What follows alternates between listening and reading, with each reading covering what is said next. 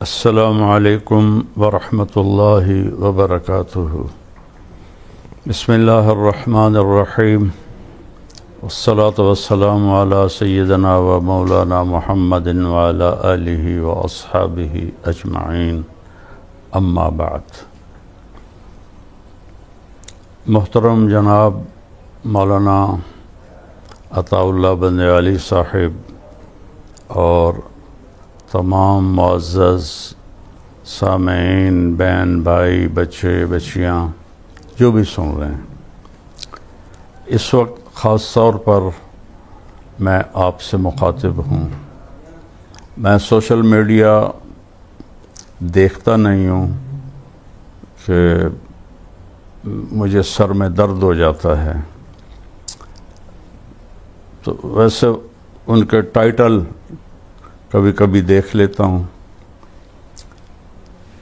آج میں نے ایک ٹائٹل دیکھا جو جناب کی طرف سے لگا ہوا تھا کہ کربلا میں کوئی جنگ نہیں ہوئی، تو اس پہ میں ذرا حیران ہوا، ششدر ہوا، تو میں نے اس کو، وہ تھا بھی 8 منٹ کا، تو وہ میں نے سارا سنا، جس میں آپ نے ایک تو جمہور امت سے ہٹ کے بات کی کہ کربلا میں کوئی جنگ ہی نہیں ہوئی، بلکہ وہ جو کوفی ان کے ساتھ تھے انہوں نے ان کو قتل کر دیا۔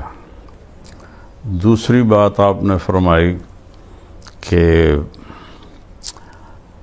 کربلا تو کوفے کے راستے میں آتا ہی نہیں، کربلا دمشق کے راستے میں آتا ہے۔ تو یہ میں نے دونوں نقشے گوگل سے نکلوا کر ان کو بڑا کر کے آپ کی خدمت میں پیش کیے ہیں۔ نہ میرا ارادہ کوئی مناظرے کا ہے اور نہ ہی میں نے کبھی یہ اسلوب سیکھا ہے، صرف اپنی معلومات آپ تک پہنچانے کے لیے، منوانے کے لیے بھی نہیں، قائل کرنے کے لیے بھی نہیں، لیکن اہل بیت سے جو میرا ایک تعلق جڑا ہوا ہے اور اللہ نے مجھے ان کی ایک محبت دی ہے۔ میری ماں بھی اہل بیت میں سے ہے، باپ میرا راجپوت ہے، تو میں پچھلے 30 سال سے ان کے نغمے گا رہا ہوں۔ جب بھی محرم آتا ہے تو میں آپ کے صرف وہ عنوان دیکھتا ہوں جس میں آپ یزید کا بڑا دفاع فرما رہے ہوتے ہیں اور کربلا کے واقعہ کی شکل بالکل تبدیل فرما رہے ہوتے ہیں، جو کسی مستند کتاب میں نہیں ہے۔ تو پہلی تو میں یہ گزارش کروں گا کہ آپ اس نقشے پہ غور فرمائیں کہ یہ مکہ سے راستہ چلتا ہے اور یہ جاتا جاتا جاتا یہ جا کے کربلا ہے، سرخ نشان، اور اس کے ساتھ نجف لکھا ہوا ہے، اس کے ساتھ ہی کوفہ ہے۔ تو جو دمشق کا راستہ ہے، آپ نے فرمایا کہ کربلا دمشق کے راستے میں آتا ہے، تو اس سے مجھے تھوڑا سا اندازہ ہوا کہ جغرافیہ کی معلومات آپ کی کچھ صحیح نہیں ہیں، اس لیے میں نے یہ نقشہ مکے سے دمشق کا راستہ بتایا ہے، جو اوپر جا کر وہ آخر میں سرخ نشان ہے دمشق کا۔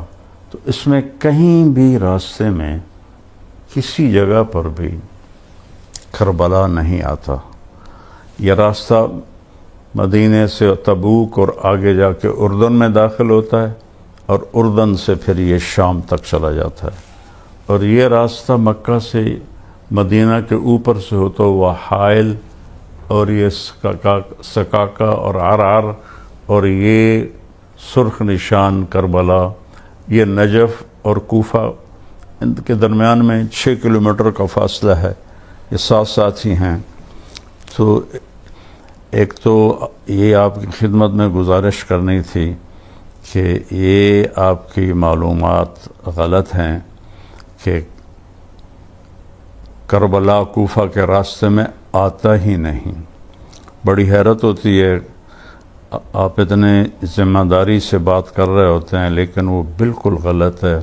آپ خود نقشہ اٹھا کے دیکھیں، میرا حاشا وکلا کوئی مقصد تنقید نہیں ہے۔ ان اريد الا الاصلاح ما استطعت وما توفیقی الا باللہ علیہ توکلت والیہ انیب۔ ایک یہ بات آپ کی خدمت میں عرض کرنی تھی۔ دوسرا یہ عرض کرنا تھا کہ آپ نے فرمایا کہ امام حسین تو کوفے والوں کو سمجھانے آئے تھے کہ تم یزید کی بیعت نہ توڑو اور یزید کی بیعت پہ قائم رہو۔ انہوں نے توڑی کب تھی جو آپ ان کو نصیحت کرنے جا رہے تھے؟ پھر آپ نے فرمایا کہ وہ پھر کوفہ سے جب دمشق چلے تو اس کی کوئی تاریخی سند کوئی نہیں، کوئی ثبوت کوئی نہیں، کسی کتاب میں کوئی نہیں، کسی ذمہ دار عالم نے، مورخ نے، محدث نے یہ بات ذکر نہیں کی کہ آپ کو تو کربلا سے آگے جانے ہی نہیں دیا گیا، وہیں ذبح کر دیا گیا، تو وہ کوفہ کیسے پہنچ گئے؟ پھر کوفہ سے وہ دمشق جانے لگے تو ان کوفیوں نے سوچا یہ تو ہمارے خط جا کے یزید کو دکھا دے گا، وہ تو ہمیں قتل کرا دے گا، تو انہوں نے سب کو کاٹ دیا اور ان کو قتل کر دیا، جنگ تو ہوئی نہیں۔ تو پھر یہ جو 1400 سال سے وہاں سب کے مزارات ہیں، سب کی قبور ہیں، اس کو جھٹلائیں، سارے مورخین کو جھٹلائیں، آپ جس حوالے سے بات فرما رہے ہیں وہ حوالہ کون سا ہے؟ پھر اگلی بات آپ فرماتے ہیں کہ یہ واقعہ کربلا ابو مخنف لوط بن یحییٰ کی ساری داستان ہے اور وہ کذاب ہے، میں بھی کہتا ہوں کذاب ہے، متروک ہے۔ تو جب وہ اس سارے واقعے کا راوی ہے تو پھر تو اس کی کسی چیز سے آپ استدلال نہیں فرما سکتے، لیکن آپ امام حسین علیہ السلام کی 3 شرطوں پر اتنا آپ زور سے بولتے ہیں، وہ بھی تو ابو مخنف کی روایت ہے، اسی کذاب کی روایت ہے۔ اگر باقی سارا قصہ جھوٹا ہے تو یہ 3 باتیں کہاں سے سچی ہو گئیں؟ ان کا راوی بھی وہی لوط بن یحییٰ ہے، تو تھوڑا آپ اس پہ غور فرمائیں اور اس پہ ذرا بالکل میری ایک عاجزانہ اپیل ہے۔ دیکھیں میں ہاتھ جوڑ رہا ہوں، آپ ایک معزز خاندان سے تعلق رکھتے ہیں، تو آپ اس پر غور فرمائیں کہ کیا پھر یہ محل اشکال نہیں ہے کہ ان 3 شرطوں کو جو امام حسین علیہ السلام کی طرف منسوب کرتے ہیں اس کا راوی بھی تو ابو مخنف ہے، لوط بن یحییٰ ہے، اور تو کوئی نہیں ہے۔ اور پھر یوں جنگ کا انکار کر دینا اور بالکل کہ وہ ہوئی نہیں تھی، من العجائب والغرائب ہے آپ کی یہ بات۔ آپ اس کا کوئی سند بتائیں، کوئی ثبوت بتائیں۔ ممکن ہے آپ نے بھی کسی ابو مخنف جیسے سے یہ کہانی لے لی ہو کہ جنگ ہوئی نہیں، یہ آپ کیا کر رہے ہیں مولانا صاحب؟ اللہ تعالیٰ جس کو چاہے جنت میں ڈال دے، یزید جنتی ہے یا دوزخی ہے، یہ تو بحث ہی نہیں ہے۔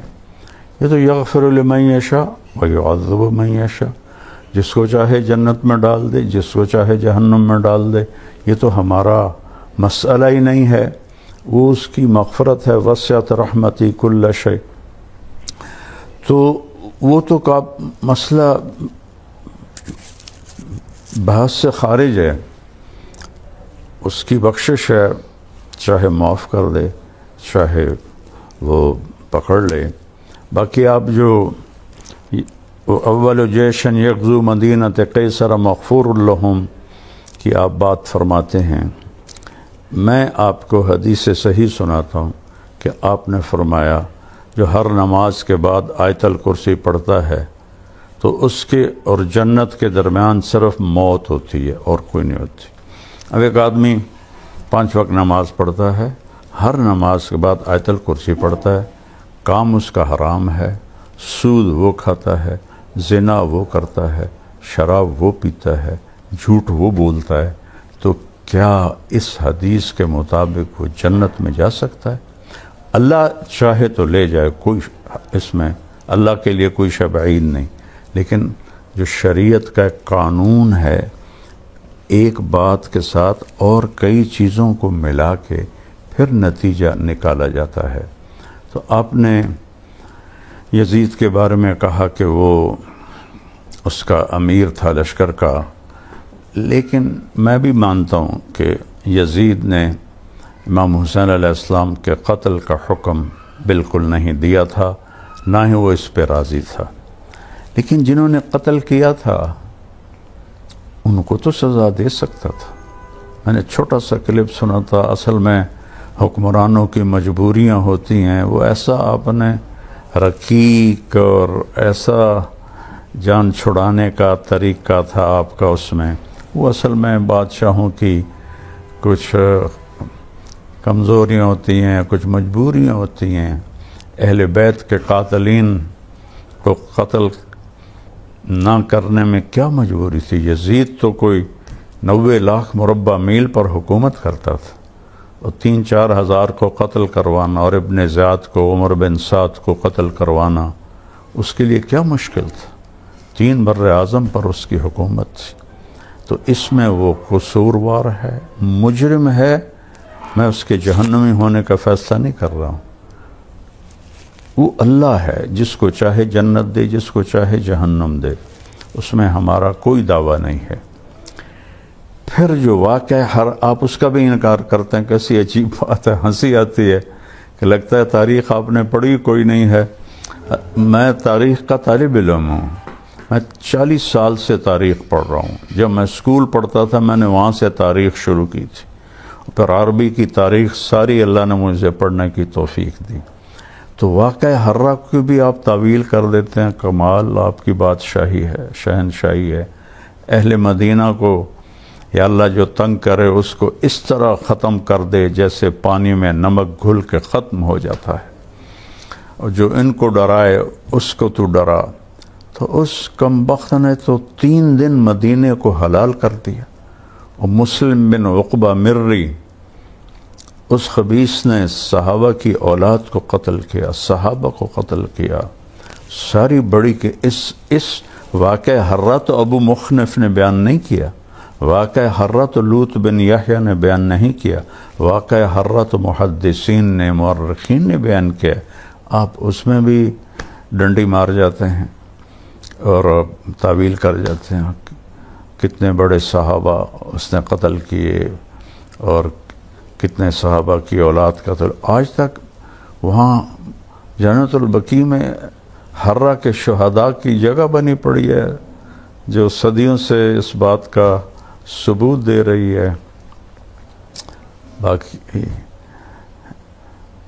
جو مزاج یار میں آئے اس کو تو میں نہیں روک سکتا۔ اور مسلم بن عقبہ مری، یہ خبیث بوڑھا تھا، جب یہ مدینہ سے نکلا، مکے پر کیا حکم تھا یزید صاحب کا کہ پہلے مدینے کو تاراج کرو، 3 دن حلال ہے، پھر مکے کو جا کے برباد کرو۔ یہ ہیں آپ کے آئیڈیل ہر دل عزیز یزید۔ ہم آپ تو پنجابی لوگ ہیں، عمر بن عبدالعزیز تو بنو امیہ میں سے تھے، ان کے سامنے کسی نے یزید کو امیر المومنین کہا تو عمر بن عبدالعزیز نے وہیں کھڑے اس کو 20 کوڑے لگوائے کہ ایک ظالم کو تو امیر المومنین کہتا ہے۔ تو جب وہ مدینہ سے نکلا تو ذوالحلیفہ جا کے مر گیا، اور اس کے آخری الفاظ تھے کہ یا اللہ، کلمے کے بعد میرے پاس بخشش کا سب سے بڑا عمل مدینے والوں کا قتل ہے۔ یہ اس خبیث کے الفاظ تھے۔ وہ مر گیا، انہوں نے وہاں دفن کیا حسین بن نمیر، حسین سعد کے ساتھ، بن نمیر کو امیر بنا کے یہ عبداللہ بن زبیر کے ساتھ لڑائی کے لیے چل پڑے۔ حضرت حنظلہ رضی اللہ عنہ کے بیٹے جو غسیل الملائکہ ہیں، ان کے بیٹے عبداللہ بن حنظلہ کو مسلم بن عقبہ نے قتل کروایا تھا، تو ان کی باندی نے مدینے والوں سے کہا کہ میں نے یہ منت مانی تھی کہ اگر اللہ مجھے اس کی لاش پہ قابو دے گا تو میں اس کو سولی پہ لٹکاؤں گی، تو تم سب چلو میرے ساتھ اور اس کی لاش نکال کے سولی پہ لٹکاؤ۔ اب البدایہ والنہایہ میں آپ اس کو پڑھ لیں گے، تفصیل موجود ہے۔ مدینہ تو پہلے ہی رو رہا تھا، سارے پہنچے اور اس کی قبر کی کھدائی شروع کی۔ جو ہی مٹی ہٹا کے صاف کی تو اس کی میت زمین پر تھی، اور یہاں سے لے کر قبر کے کناروں تک اس کی قبر انگاروں سے بھری ہوئی تھی، اور اس میں اس طرح پڑا ہوا تھا جیسے آگ کے اندر لوہے کی سلاخ سرخ ہو کر پڑی ہوتی ہے۔ یہ اس کا انجام ہوا۔ تو مدینے والوں نے کہا عبداللہ رضی اللہ عنہ کی باندی سے کہ اب تو اللہ نے ہمارا بدلہ لے لیا ہے۔ انہوں نے کہا ٹھیک ہے، اب یہیں ٹھیک ہے، اس کو سولی پہ نہیں لٹکانا۔ قبر بند کی، بے نشان ہو گیا وہ خبیث۔ مری قبیلہ آج بھی قطر میں آباد ہے۔ اگلی بات آپ سے یہ عرض کرنی ہے، آپ فرماتے ہیں کہ اہل بیت کو یزید کے دربار میں لے جایا گیا اور یزید نے ان کا بڑا اکرام کیا۔ حضرت زینب کے جو وہاں خطبات ہیں تھوڑا وہ پڑھ لیں تو آپ کو اندازہ ہو جائے گا، میں اس میں نہیں جاتا۔ آپ نے فرمایا کہ اس کے بعد جو حضرت زینب تھی رضی اللہ عنہا وہ دمشق میں ہی ٹھہر گئیں، قافلے کے ساتھ نہیں گئیں۔ میرے پیارے مولانا کہیں مجھے دکھا دیں، عقل نہیں مانتی کہ ایک مظلوم قافلہ لٹا پٹا 72 جن کے نفوس اور 17 اہل بیت جن کے سامنے ان کی گردنیں کٹیں، ان کی جو سردار تھیں اب حضرت زینب تھیں، وہ تو دمشق میں رہ جائیں اور باقی قافلہ بچیوں کا اور امام زین العابدین بیمار کا وہ مدینے چلا جائے۔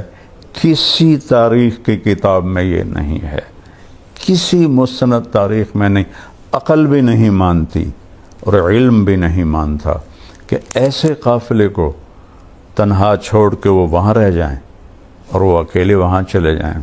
ساری مستند تاریخوں میں ہے، یہ سارے عوام بھی سن رہے ہیں کہ آپ اپنے عزیز بھائی بہنوں کے ساتھ واپس گئیں۔ اس کو تو آج کا کوئی غیرت مند خاندان نہیں مانے گا اگر اس کے 4 افراد مارے جائیں اور باقی چھوٹے بچے بچ جائیں تو ان کو کہے تسی جاؤ تو میں تائی تھائی رانا تائی تھے بیٹھو ہیں۔ یہ تو ہمارے دنیا میں کہیں یہ ثقافت نہیں ہے۔ آپ اس کو حضرت سیدہ زینب کے ساتھ جوڑتے ہیں، ان پر بہتان لگاتے ہیں آپ۔ وہ واپس گئی ہیں۔ شام میں آمد ضعیف ترین روایت ہے، زیادہ صحیح روایت آپ کا مصر جانا ہے، اور مصر میں آپ کا مزار موجود ہے، جامعۃ سیدہ زینب کے نام سے قاہرہ میں، اور پھر صدیوں بعد یہاں بھی مزار بنا، اور دمشق میں آپ کی تدفین ضعیف تاریخی روایت ہے، اور قاہرہ میں مصر میں مضبوط تاریخی روایت ہے۔ اہل تشیع نے وہ شام کو سینٹرل بنا کے اس کو زیادہ مشہور کر دیا، لیکن آپ کا یہ کہنا کہ وہ وہیں ٹھہر گئیں اور یزید کے مہمان ٹھہر گئیں، اللہ کا واسطہ ہے بندیالوی صاحب، اللہ کا واسطہ ہے بندیالوی صاحب، آپ جوش خطابت میں اہل بیت پر اتنی زیادتی نہ کریں، ان کا اللہ سے بہت قریبی تعلق ہے۔ حضرت ام سلمہ کی روایت کہ وہ 10 محرم کو عصر کے قریب سوئی ہوئی تھیں تو خواب میں دیکھا اللہ کے نبی، پراگندہ بال، سر میں مٹی پڑی ہوئی اور چہرے پر بھی مٹی، تو انہوں نے پوچھا یا رسول اللہ آپ کو کیا ہوا؟ ما شأنک یا رسول اللہ؟ فرمایا ام سلمہ حضرت مقتل حسین، اے ام سلمہ میں حسین کی شہادت کو دیکھ کے آ رہا۔ یہ 1400 سال کے سارے ہی بے وقوف ہیں جنہوں نے کربلا میں فرضی مزار بنا دیے۔ اچھا چلو وہ پھر قبریں ہی بتا دیں، جس راستے میں ان کو قتل کیا گیا تو وہاں قبریں تو بنی ہوں گی، کوئی قبروں کی نشانی بتا دیں کہ آپ کو ہمیں، چلو ہم وہاں جا کے ان کی زیارت کر لیں۔ تو یعنی اتنی خلق کو جھٹلا کے اور ایک اتنی رقیق اور ہلکی بات کرنا، یہ کسی بڑے عالم کو زیب نہیں دیتا حضرت صاحب۔ میں اللہ کی قسم نہ مناظرہ ہے نہ ہی آپ کو منانا ہے، لیکن آپ حدود سے اتنا تجاوز کر گئے ہیں جس کی وجہ سے مجھے یہ ڈر ڈر کے بولنا پڑ رہا ہے کہ اتنا آگے نہ بڑھیں کہ اہل بیت کی شان کو آپ گھٹائیں، اور ایک فاسق و فاجر جس کو اس کا اپنا رشتہ دار عمر بن عبدالعزیز 20 کوڑے مروائے کہ تو نے یزید کو امیر المومنین کیوں کہا ہے۔ باقی جنت دوزخ کا فیصلہ اللہ نے کرنا ہے۔ یا بنی اسرائیل کے 100 آدمیوں کے قاتل کو معاف کر دیا، اس کو طوائف کو پیاسے کتے کو پانی پلانے پر معاف کر دیا، تو اس کی مغفرت تو ایک اور چیز ہے، لیکن حقائق پر میں آپ کے ساتھ تھوڑی بات کرنے کی جرات کی ہے، چونکہ میں نے یہ پہلی دفعہ سنا۔ آج میں وہاں سے گاؤں سے اپنے فیصل آباد آ رہا تھا، تو راستے میں نے ایسے ہی کھولا تو کربلا میں کوئی جنگ نہیں ہوئی، تو میرا میٹر گھوم گیا کہ یہ کیا کہہ رہے ہیں، کیا فرما رہے ہیں۔ 14 صدی کی تاریخ کو جھٹلا رہے ہیں، اور سارے کروڑوں لوگ وہ اندھے بھی ہیں، بے وقوف بھی ہیں، ان پڑھ بھی ہیں، اور صرف آپ کے پاس سے ہے یہ روایت ہے۔ تو اب ان امام حسین کی 3 شرطوں کو کیوں دلیل بناتے ہیں؟ وہ تو ابو مخنف کی روایت ہے، لوط بن یحییٰ جس کو آپ پہلے کذاب کہتے ہیں، پھر اسی کی آپ لے کر اور آگے لوگوں کو بندیالوی یوں کہہ رہا ہے اور بندیالوی یوں کہہ رہا ہے۔ ایسے بڑے بول سے بچنا چاہیے۔ اللہ کو عاجزی پسند ہے، اللہ کو عجب پسند نہیں ہے۔ تو سیدہ زینب کا یزید کے پاس مہمان بن کے ٹھہرنا، یار حیرت کی بات ہے۔ یہ ہو سکتا ہے؟ یہ کیسے ممکن ہے کہ وہ یزید کی مہمان بن گئی؟ اور یزید تو کم وقت اس کی 64 ہجری میں مر گیا، 61 میں وہ بنا تھا، 60 میں، اور 64 میں مر گیا 37 سال کی عمر میں۔ تو حضرت سیدہ زینب تو بہت بعد تک وہاں رہی ہیں، اگر رہی ہیں۔ اصل صحیح روایت مصر کی ہے، یہ شام کی روایت اہل تشیع کی ہے۔ تو لہٰذا بس یہ چند گزارشات تھیں، آپ برائے مہربانی جس کو اونچا کریں، جس کو نیچا کریں، آپ کو اختیار ہے، لیکن یہ جو آپ کا تقابل ہے کہ کربلا میں جنگ کوئی نہیں ہوئی اور پانی بند نہیں کیا گیا، اور وہ اندر ہی جو ملے ہوئے تھے انہوں نے قتل کر دیا، بھلا آدمی بات کرنے سے پہلے سوچے تو صحیح کہ کیا عقل بھی اس کو ماننے کے لیے تیار ہے؟ کوفہ تو وہ گئے ہی نہیں، کوفہ سے دمشق جا رہے تھے، اور یہ میں نے دمشق کا نقشہ نقل کیا، مکے سے دمشق کے راستے میں کہیں کربلا آتا نہیں، اور آپ نے فرمایا ہے کہ دمشق جاتے ہوئے کربلا آتا ہے، کوفہ جاتے ہوئے کربلا نہیں آتا۔ تو میں سارے اپنے بہن بھائیوں سے کہتا ہوں جو میری بات سن رہے ہیں کہ اللہ کے واسطے اگر آپ اللہ کے نبی کی اولاد کا دفاع نہیں کر سکتے ہو تو پھر خاموش رہو، آپ یزید کے دفاع میں مت لگو، اس کا معاملہ اللہ پہ چھوڑو۔ ہم بھی اس کے لیے کوئی یہ فیصلہ ہرگز نہیں کرتے، وہ فیصلہ میرے اللہ کا ہے، یغفر لمن یشاء ویعذب من یشاء، لیکن وہ امام حسین کے قاتلوں کو سزا نہیں دی، یہ اس کا جرم عظیم ہے، جرم عظیم ہے، جرم عظیم ہے، اور ناقابل معافی جرم ہے۔ اور مدینے پر اس نے حملہ کروایا اور صحابہ کی اولاد کو قتل کروایا، یہ اس کا جرم عظیم ہے۔ پھر وہ لشکر مکے پہنچا یزید کے حکم پر، حسین بن نمیر کی قیادت میں، وہ وہاں جا کے انہوں نے جب وہ مکے کا محاصرہ کیا تو خبر آ گئی کہ یزید مر گیا ہے، تو حضرت عبداللہ بن زبیر نے کہا کہ حسین بن نمیر سے مات طاغیتکم، تمہارا طاغیہ، تمہارا فرعون مر گیا ہے. یہ عبداللہ بن زبیر کے الفاظ ہیں.